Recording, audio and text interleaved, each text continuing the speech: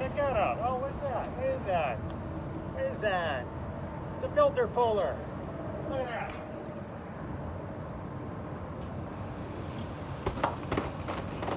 Hey.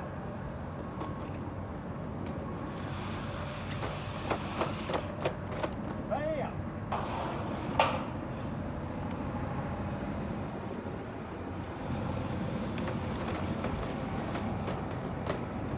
Isn't that nice, people? Isn't that slick? Works well. Make sure your technicians have one, especially if you do commercial heating and cooling. Save you a lot of time and energy, I tell you that. Okay guys, I gotta throw these in boxes, change these filters, flip it back on. Have a good day, stay safe.